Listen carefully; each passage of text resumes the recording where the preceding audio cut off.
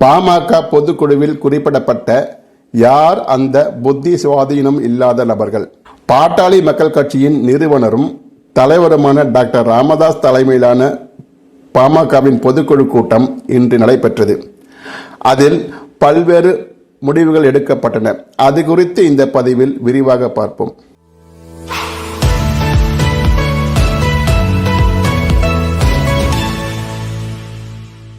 அனைவருக்கும் வணக்கம். ஆதி தமிழரின் அடையாளம், ஆளுங்கட்சியில் அடமானம், ஈழத் தமிழர் மேல் அபிமானம், ராஜபக்சவிடம் வெகுமானம் பெற ஆகஸ்ட் 17 பிறந்திட்ட ஐயா திருமாவளவன் அவர்களுக்கு அன்பான பிறந்தநாள் வாழ்த்துக்கள். பாட்டாளி மக்கள் கட்சியின் பொதுக்குழு கூட்டம் இன்று திண்டிவனம் அருகே உள்ள பட்டானூரில் உள்ள சங்கமித்ரா அரங்கில் நடைபெற்றது.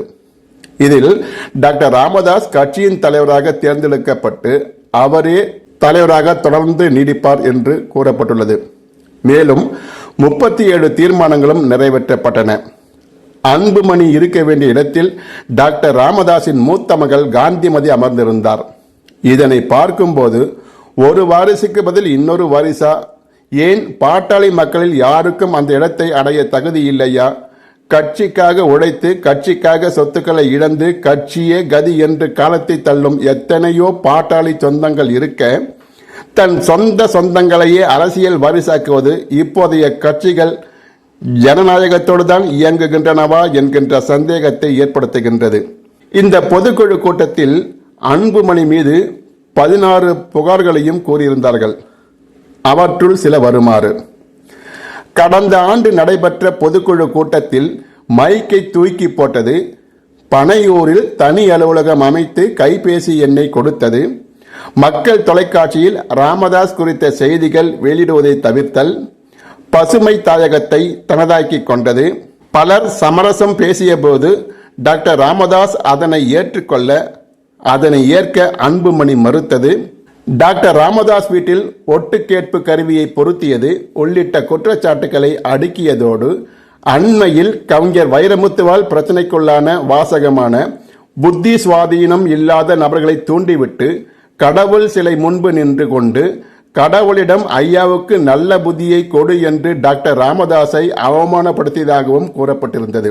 இந்த புத்தி சுவாதீனம் இல்லாத என்ற சொல்லாடல் வைரமுத்து கூறிய போது பிரச்சனையானது. இப்போது இந்த சொல் பிரச்சனை ஆக்கப்படுமா என்று பாமக சண்டையை விரும்பும் சிலர் ஆவலோடு எதிர்பார்க்கிறார்களாம். புத்தி சுவாதீனம் இல்லாத நபர்கள் என்று யாரை குறிப்பிடுகிறார்கள் என்பது தெரியவில்லை. ஒருவேளை அன்புமணியையே அப்படி மறைமுகமாக கூறினார்களோ தெரியவில்லை. ஒருவேளை அன்புமணியை கூறியிருந்தால் அவரை ராமராக கருதும் அவரது ஆதரவாளர்கள் சிலர் தக்க பதிலடி கொடுப்பார்கள் என்று எதிர்பார்க்கிறார்கள். ராமரை குறிப்பிட்ட போது ராம பக்தர்கள் சண்டைக்கு வந்தார்கள். இப்போது அன்புமணிக்காக எந்த தொண்டர்கள் சண்டைக்கு வரப்போகிறார்களோ? இந்த கூட்டத்தில் கூட்டணி குறித்து முடிவெடுக்கும் அதிகாரத்தை ராமதாஸிடம் வழங்கப்பட்டுள்ளதாக தெரிவிக்கப்பட்டது. ராமதாசும் உரிய காலத்தில் உரிய நேரத்தில் முடிவெடுக்க இருப்பதாக தெரிவித்தார். அவருடைய முடிவு என்பது திமுகவோடு கூட்டணி வைக்கும் முடிவாக இருக்கும் என்று எதிர்பார்க்கப்படுகிறது. அப்படி ஒருவேளை தவறான முடிவை அவர் எடுத்தால் அந்த முடிவு தற்கொலைக்கு சமமானது என்று அன்புமணி ஆதரவாளர்கள் கருதுகிறார்கள். காரணம், திமுக அரசு மீது தேர்தல் நெருங்கும் இந்த நேரத்தில் பல்வேறு அதிருப்தி இருப்பதாகவும் மக்கள் வெறுத்துள்ள அந்த அணியில் டாக்டர் ராமதாஸ் கூட்டணி வைத்தால் அது அவரது கட்சியை அவரே பலவீனப்படுத்துவதற்கு சமமாகும் என்றும் கருதுகிறார்கள். மேலும் திமுக கூட்டணிக்கு சென்றால் தொகுதி பங்கீட்டில் அவரை சரியான முறையில் நடத்துவார்களா என்னும் சந்தேகம் எல்லாருக்கும் இருக்கிறது. ஏற்கனவே காங்கிரஸ், இரு கம்யூனிஸ்டுகள், மதிமுக, விசிக, தவாக உள்ளிட்ட கட்சிகள் பலமாக இருக்கும் நிலையில் அதிருப்தியை சமாளிக்க மேலும் சில கட்சிகளை கூட்டணிக்குள் கொண்டு வர திமுக கணக்கு போடுகிறது. அந்த வகையில்தான் தேமுதிகவும் திமுக அணிக்கு வருவதற்கு வாய்ப்புள்ளதாக கருதப்படுகிறது. இந்த நிலையில் டாக்டர் ராமதாசும் வந்தால் பெரிய அளவுக்கு தொகுதிகள் கிடைப்பது சந்தேகமாக உள்ளது. ஏற்கனவே கூட்டணியில் உள்ள கட்சிகள் கூடுதலான தொகுதிகளை எதிர்பார்க்கும் நிலையில் இவர்களும் சேர்ந்தால் தொகுதிகளை ஒதுக்குவதில் சிக்கல்கள் ஏற்படுவதை தவிர்க்க முடியாது.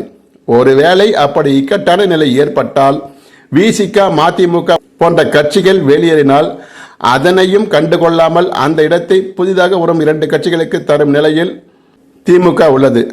அப்படி ஒரு நிலைமை ஏற்பட்டால் பிரச்சனை பெரிதாக எழுவதற்கு வாய்ப்பில்லை. அப்படியும் ஏதேனும் ஏற்பட்டால் ஏற்கனவே கருணாநிதி தலைவராக இருந்தபோது கூட்டணி இடங்கள் குறித்த பிரச்சனை வந்தபோது இதயத்தில் இடம் கொடுப்பதாக அறிவிப்பார். அந்த டயலாக்கை இப்போது இவர்கள் பயன்படுத்தவும் வாய்ப்புள்ளது. உங்களுக்கு தர தொகுதியில் இடமில்லை, ஆனால் இதயத்தில் இடம் இருக்கிறது. அங்கு வேண்டுமானால் ஏக்கர் கணக்கில் எழுதி வைக்கிறோம். மூக்கை சிந்தாமல் வாங்கிக் கொள்ளுங்கள். வெற்றி பெற வேண்டும் என்பதை மனதில் ஏந்திக் கொள்ளுங்கள். தொகுதி தொகுதியாக செல்லுங்கள். கொடுத்த தொகுதிகளில் வெற்றி கனியை அள்ளுங்கள். குறைகளை தள்ளுங்கள், நிறைகளை எண்ணுங்கள். 6 முறை ஆண்டவர்கள் 7வது முறையும் ஏற்ற வைப்பீர் வெற்றி கொடியை என்றெல்லாம் எதுகை மோனையோடு எடுப்பான வசனங்களை எழுதி கொடுக்க வைத்து அதை படித்து காட்டுவார்கள். அப்படி படிக்கும் போதும் 6 தவறுகள் நிகழ்ந்தாலும் அது குறித்து கேள்வி எழுந்தால் சங்கிகள் பொங்குகிறார்கள். பொங்கட்டும், புறப்படு பதவியேற்க, இந்த பஞ்ச பராரிகளின் வாழ்வின் துயர் தீர்க்க என்றெல்லாம் இடது கையால் விமர்சனங்களை தள்ளிவிட்டு வலது கையால் பதவியேற்பு கையெழுத்திட நீட்டுவார்கள். பிறகு பஞ்ச பராரிகள் போராடினால் பாய்ந்து பாய்ந்து கைது செய்வார்கள். அதிகார வர்க்கத்தை எதிர்த்து போராடவே கூடாது என்பது ஆங்கிலேயர் காலத்திலிருந்து அதிகார வர்க்கத்தின் எழுதப்படாத சட்டமாக இருந்து வருகிறது. பாமக பலவீனப்பட்டு இருக்கும் இந்த நேரத்தில் எந்த கூட்டணிக்கு சென்றாலும் டாக்டர் ராமதாஸுக்கு உரிய மரியாதையும் தகுந்த அங்கீகாரமும் கிடைக்காது என்பதே உண்மை.